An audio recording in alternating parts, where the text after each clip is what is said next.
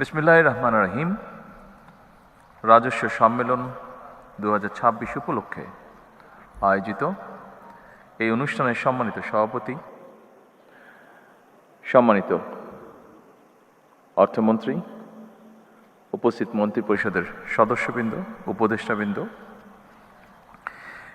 জাতীয় সংসদ সদস্যবৃন্দ, এনবিআরের সকল পর্যায়ের কর্মকর্তা এবং সদস্যবৃন্দ এবং সকল উপস্থিতিবৃন্দ, আসসালামু আলাইকুম। আজকের এই সম্মেলনটি অবশ্যই একটি ভিন্ন ধর্মী সম্মেলন। এটিকে আমি একটি সাধারণ সম্মেলন হিসাবে দেখছি না, কারণ আপনাদের অর্থাৎ এনবিআরের সকল কার্যক্রমের সাফল্যের উপরেই সরকারের সকল উন্নয়ন পরিকল্পনা গ্রহণ এবং বাস্তবায়নের সফলতা বহুলাংশে নির্ভরশীল। সেজন্যই আমি আশা করি আজকের এই সম্মেলন হবে আগামী দিনে আপনাদের আরও অধিক সাফল্যের পথ নির্দেশনার সম্মেলন।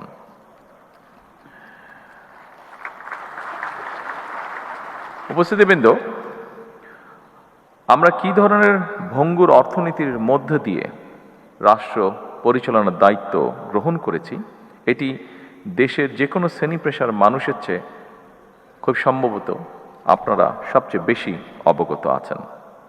আপনাদের জানা আছে, দীর্ঘ 1.5 দশকেরও ফ্যাসিবাদ শাসন শোষণের অভিশাপ থেকে রাষ্ট্রের অন্য সকল প্রতিষ্ঠানের মতো জাতীয় রাজস্ববোর্ডও মুক্ত থাকতে পারেনি। এনবিআরের নীতি নিয়ম উপেক্ষা করে ব্যক্তি কিংবা দলীয় স্বার্থে কাউকে পৃষ্ঠপোষকতা, কারো প্রতি বিরূপ মনোভাব কিংবা রাজস্ব আহরণে স্বেচ্ছাচারিতা এনবিআরকে প্রশ্নবিদ্ধ করেছিল। এনবিআর উপরে মানুষের আস্থা বিনষ্টের একটি অন্যতম কারণ ছিল এই বিষয়গুলো। উপস্থিত সুধীবৃন্দ, ফ্যাসিবাদ মুক্ত বাংলাদেশে এবার আমাদের ঘুরে দাঁড়ানোর পালা, অর্থাৎ বাংলাদেশের ঘুরে দাঁড়ানোর পালা। দেশের জনগণ বর্তমানে এনবিআরকে একটি নির্ভরযোগ্য এবং বিশ্বস্ত প্রতিষ্ঠান হিসাবে প্রত্যাশা করে। দেশের জনগণ, বিশেষ করে করদাতাগণ, এনবিআরকে তাদের আস্থাভাজন প্রতিষ্ঠান হিসাবে দেখতে চায়। দক্ষ এবং টেকসই রাজস্ব ব্যবস্থাপনার মাধ্যমে জন আস্থা অর্জন সম্ভব, যেটি আপনাদের কারো কারো বক্তব্য থেকেও উঠে এসেছে। করদাতাদের সেই প্রত্যাশা পূরণের দায়িত্ব আপনাদেরকে অবশ্যই নিতে হবে। বর্তমান সরকার এনবিআর তথা রাজস্ব কাঠামোকে জনবান্ধব হিসাবে গড়ে তুলতে চায়। উপস্থিতিবৃন্দ, বিশ্ব অর্থনীতি দ্রুত পরিবর্তন হচ্ছে। একের পর এক অত্যাধুনিক প্রযুক্তির বিকাশ ঘটছে। আন্তর্জাতিক বাণিজ্যের ধরন পরিবর্তিত হচ্ছে। ব্যবসায় নতুন নতুন মডেল তৈরি হচ্ছে, নানা রকম চ্যালেঞ্জও তৈরি হচ্ছে। আন্তর্জাতিক কর বা রাজস্ব ব্যবস্থাপনায় এসেছে পরিবর্তন। পরিবর্তিত বিশ্বের অর্থনৈতিক সমস্যা, সম্ভাবনা, সুবিধা এবং চ্যালেঞ্জ মোকাবেলায় রাজস্ব কর্মকর্তাদেরকে বহুমাত্রিক দক্ষতা অর্জন এখন সময় দেবে, যা কিনা আপনাদেরও বক্তব্যে ফুটে উঠেছে এখানে ওপেন ফ্লোরে আলোচনার সময়। খুব সম্ভবত digital economy, e-commerce, transfer pricing, international taxation, trade finance, financial crime, money laundering, artificial intelligence, এই সবগুলো বিষয় সম্পর্কে সুস্পষ্ট নলেজ থাকাটা বোধহয় এখন অত্যন্ত প্রয়োজন। উপস্থিতিবৃন্দ, এটি অস্বীকার করার উপায় নেই। বর্তমানে দেশে ট্যাক্স জিডিপি রেশিও এখনও সক্ষমতার তুলনায় অনেক কম। কর ভিত্তি এখনও তুলনামূলকভাবে অনেক সংকীর্ণ। অর্থনীতির একটি বড় অংশ এখনও অনানুষ্ঠানিক। সীমিত সংখ্যক নিয়মিত করদাতার উপরে নির্ভরতা হ্রাস করতে হবে মনে হয়। করদাতা ও রাজস্ব প্রশাসনের মধ্যে আস্থার সম্পর্কেও আরও শক্তিশালী করা প্রয়োজন। সারা বিশ্বে একটি প্রযোজ্য বিষয় হল আধুনিক কর প্রশাসনের উদ্দেশ্য শুধুমাত্র বেশি কর আদায় নয়, বরং বেশি সংখ্যক মানুষকে স্বেচ্ছায় কর প্রদানে উৎসাহিত করা। একজন করদাতা যিনি নিয়মিত কর আদায় করছেন, রাষ্ট্র যেমন তাকে সম্মানিত করবে, একইভাবে যিনি ইচ্ছাকৃতভাবে কর পরিহার করছেন তাকেও কর প্রদানের জন্য যথাযথভাবে উদ্বুদ্ধ বা আগ্রহী করে তোলা প্রয়োজন। এটিও আমাদের ওপেন ফ্লোর ডিসকাশনের মধ্যে উঠে এসেছে। কর ব্যবস্থাপনা কিংবা কর আদায় পদ্ধতি সহজ এবং দুর্নীতি ও হয়রানিমুক্ত হওয়া প্রয়োজন, যাতে মানুষ স্বেচ্ছাপ্রণোদিত হয়ে কর আদায় স্বাচ্ছন্দ্য বোধ করেন।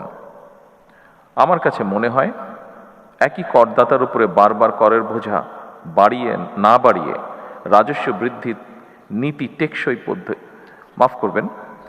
একই করদাতাদের ওপর বারবার করের বোঝা বাড়িয়ে রাজস্ব বৃদ্ধির নীতি খুব সম্ভবত টেকসই পদ্ধতি নয়, বরং কর প্রদানে সক্ষম ব্যক্তিদেরকে শনাক্ত করে তাদেরকে যথাযথ নিয়মে করের আওতায় আনার ব্যবস্থা করার কার্যক্রম উদ্যোগ গ্রহণ করা বোধহয় অত্যন্ত প্রয়োজন। এই জন্য ডিজিটালি আধুনিক ডাটা ভিত্তিক কর প্রশাসন গড়ে তোলার খুব সম্ভবত কোনো বিকল্প নেই। সম্মানিত উপস্থিতিবৃন্দ, ভ্যাট আধুনিক অর্থনীতির গুরুত্বপূর্ণ একটি রাজস্ব উৎস। তবে ভ্যাট ব্যবস্থাপনার সফলতা নির্ভর করে এর কার্যকর বাস্তবায়নের ওপর। ভ্যাট প্রশাসনের জটিলতার কারণে যাতে ব্যবসা বাণিজ্য বাধাগ্রস্ত না হয় সেটিও আপনাদেরকে কষ্ট করে নিশ্চিত করা প্রয়োজন। কাস্টমস, ভ্যাট কিংবা ট্যাক্স আদায় শুধু এনফোর্সমেন্টের বিষয় নয়, বরং রাজস্ব ব্যবস্থাপনার উপরে ভ্যাট ট্যাক্স দাতাদের আস্থা ও বিশ্বাসের সম্পর্ক তৈরি হলে রাজস্ব আহরণ অনেক সহজ হয়ে যায়। সুতরাং দক্ষ ব্যবস্থাপনার মাধ্যমে জাতীয় রাজস্ব বোর্ডকে এমনভাবে গড়ে তোলা প্রয়োজন যেখানে মানুষ এই প্রতিষ্ঠানকে ভয় না করে বরং বিশ্বাস করবে। উপস্থিতিবৃন্দ, আমি আশা করি দেশের স্বার্থে আপনারা এনবিআরকে জনগণের আরও বিশ্বস্ত এবং আস্থাভাজন প্রতিষ্ঠানে পরিণত করতে সক্ষম হবেন। ব্যক্তি স্বার্থের চেয়ে প্রতিষ্ঠান তথা সবার আগে দেশের স্বার্থ রক্ষা করা প্রয়োজন। উপস্থিতিবৃন্দ, একটি বিষয় ওপেন ফ্লোর ডিসকাশনে একটি বিষয় উঠে এসেছে। আমাদের ইন্টারিম গভর্নমেন্টের সময় এই ডিপার্টমেন্টে একটি ঘটনা ঘটেছিল। ঘটনাটিকে আমরা দুঃখজনক ঘটনা বলে অভিহিত করতে চাই। আমরা চাই, আমি আগেই বলেছি, সরকার চায় সকলকে সাথে করে নিয়ে বাংলাদেশকে গড়ে তুলতে। প্রত্যেকটি মানুষের কন্ট্রিবিউশনকে সম্মানের সাথে দেখতে চায় সরকার। সমস্যা আছে, সমস্যা থাকবেই। আমরা আলোচনা করে ধীরে ধীরে সমস্যার সমাধান বের করার চেষ্টা করব।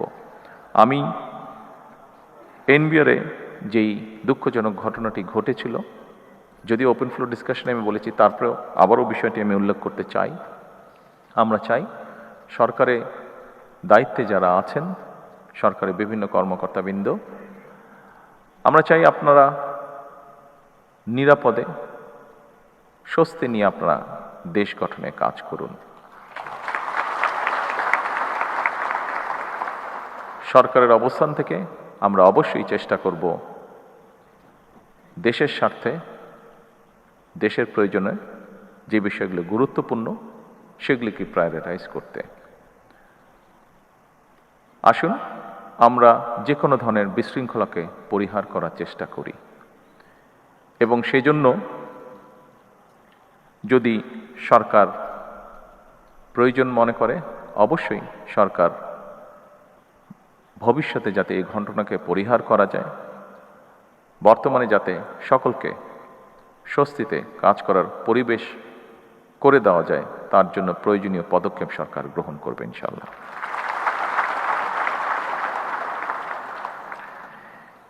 এবার একটি আশা, সম্ভাবনা এবং প্রত্যাশার কথা বলে আমার বক্তব্য শেষ করতে চাই। গত ফেব্রুয়ারি মাসের মাঝামাঝি থেকে জুনের শেষ পর্যন্ত সময়টিতে রাজস্ব আহরণের পরিমাণ ছিল ইতিবাচক। এটি প্রমাণ করে আপনারা পারেন, আপনারাই পারেন এবং আপনারা অবশ্যই পারবেন ইনশাআল্লাহ।